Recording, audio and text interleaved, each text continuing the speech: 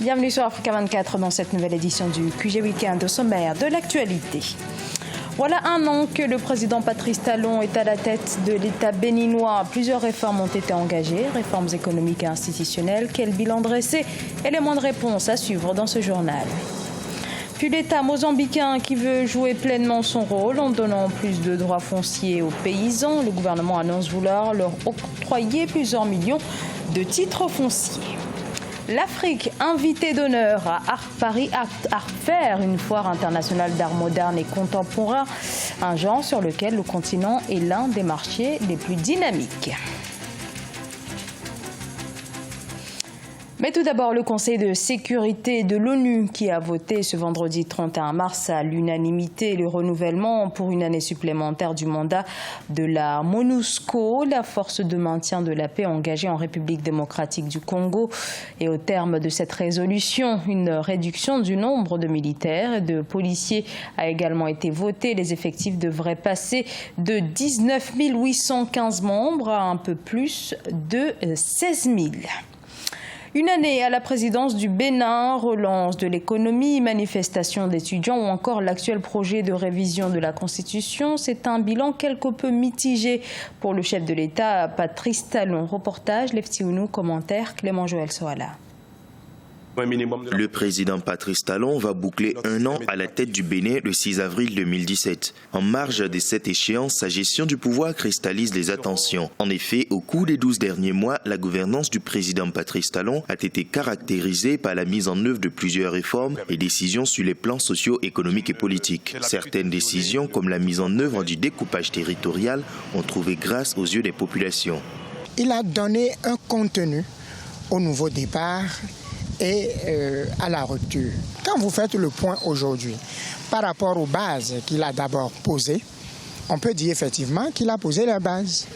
Il a posé les bases en ce sens que un certain nombre de réformes ont été entamées. Si certaines décisions du gouvernement ont été saluées, une série d'initiatives n'ont pas trouvé un écho favorable auprès d'une partie de l'opinion publique. Il s'agit entre autres de la restriction des libertés, notamment des organisations estudiantines, la fermeture de certains organes de presse, les pressions fiscales et la révision de la Constitution. Des syndicats et plusieurs responsables de formations politiques ont encore exprimé de vive voix leur désapprobation face à la révision de la loi fondamentale de 1990 ce jeudi 30 mars 2017. C'était à la faveur d'une marche de protestation à Cotonou. Qui donne à manger au peuple, qui donne à manger aux populations. Allez dans nos villes et campagnes. Les jeunes sont à la maison. Les marcheurs et les militants du Front du sursaut patriotique exigent le retrait du projet de loi déposé sur la table des députés depuis le 15 mars 2017. D'autres marches sur le siège du Parlement à Porto Novo sont annoncées pour ce lundi 3 avril 2017 pour empêcher l'ouverture de la session parlementaire qui sera consacrée à l'examen du projet de loi de révision constitutionnelle après l'adoption du rapport et la recevabilité du projet prononcé par la Commission des lois ce 30 mars 2017. Au Mozambique, le gouvernement promet 5 millions de titres fonciers aux paysans. Cette mesure entre directement dans la volonté du pays d'accélérer sa politique de sécurisation des terres agricoles. Au Mozambique, où la question de la vente des terres cultivables est un problème récurrent. Au Mukalsumba.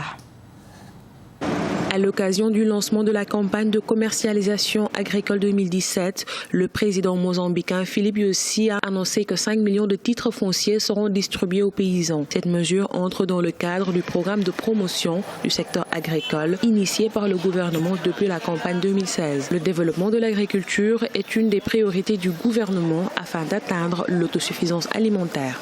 En publiant ces titres, le gouvernement entend s'assurer que les terres occupées par les agriculteurs ne sont pas usurpées par d'autres individus, évitant ainsi les conflits fonciers. L'agriculture reste un secteur important de l'économie du Mozambique. Elle représente environ 80% de la population active et 29% du produit intérieur brut. La culture du coton, du sucre, des céréales, du thé ou encore du café porte la filière agricole. Cependant, seuls 12% des terres arables sont exploitées.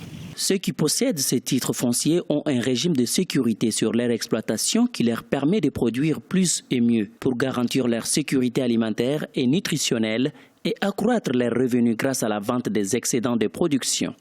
En février 2017, le gouvernement mozambicain a lancé un projet visant la promotion des pratiques agroécologiques en zone urbaine et périurbaine de Nampula. Il a pour objectif de développer l'agriculture familiale durable à travers le renforcement des compétences des producteurs locaux.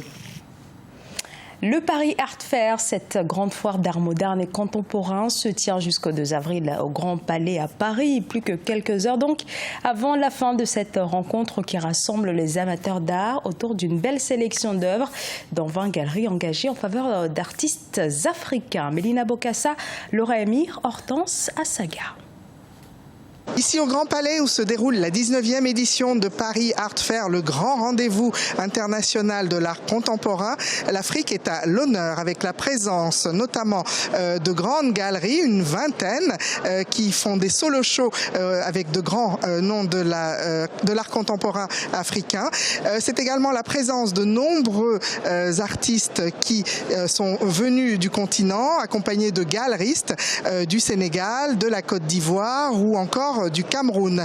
Ensemble, ils viennent honorer l'hommage qui est fait à l'Afrique dans le cadre de cette grande manifestation d'art contemporain. Je vous propose d'écouter quelques-uns des intervenants. Pour le Focus Paris Art Paris à faire, Focus Afrique, je présente quelques pièces de design de ma dernière collection, dont les tabourets que j'ai nommés tabourets masques, en bois de cocotier laqué noir, cloutés de clous de tapissier métal. Donc on a la deuxième série des mêmes tabourets qui sont en bois de cocotier naturel et un banc avec des trous, voilà, qu'on appelle Boulevard de Marseille, que j'ai appelé Boulevard de Marseille. Voilà, je suis là pour l'Afrique. Je suis là aussi pour représenter ce continent qui est digne d'être représenté et qui a sa place aussi cette fois. Je suis extrêmement ravie d'être ici parce que c'était un long combat, comme vous pouvez imaginer, parce qu'en étant galeriste à Dakar, je pense que c'est la seconde fois après 10 ans que je participe à un événement en dehors du Sénégal de ce type, donc c'est extrêmement intéressant pour nous et pour tous les artistes qui sont là. C'est pour moi qui travaille sur le continent, c'est toujours très enchantant de pouvoir voyager et de voir comment voilà, les frères et sœurs, que ce soit sur le plan de la créativité ou de la présentation et de la promotion, se battent et font des choses magnifiques. Avec une vingtaine de galeries donc venues du continent, une centaine d'artistes représentés, cette 19e édition de Paris Art Fair a fait la part belle à l'Afrique. L'Afrique est à l'honneur, l'Afrique des artistes contemporains, une Afrique décomplexée, des artistes qui se vendent partout dans le monde et qui représentent la quintessence de ce qui se fait de beau sur le continent. C'est en quelques mots le message délivré ici par tous les exposants qui ont fait le déplacement et toutes les œuvres exposées pour montrer l'Afrique qui a voix au chapitre. Un mot de sport également, avec le modèle de répartition des places de la Coupe du Monde à partir de 2026. La FIFA avait, vous le savez, proposé en janvier une répartition des places pour la Coupe du Monde à 48 équipes au lieu des 32 actuelles. Sur cette répartition, l'Afrique est la grande gagnante avec 3 places de plus. Cette proposition qui ne fait pas que des heureux doit être votée le 9 mai par le Conseil de l'instance lors du congrès prévu au Bahreïn. Ce journal a été réalisé par l'ensemble de la rédaction. Merci pour votre fidélité. Dans un instant, une nouvelle édition de l'actualité sur Africa 24.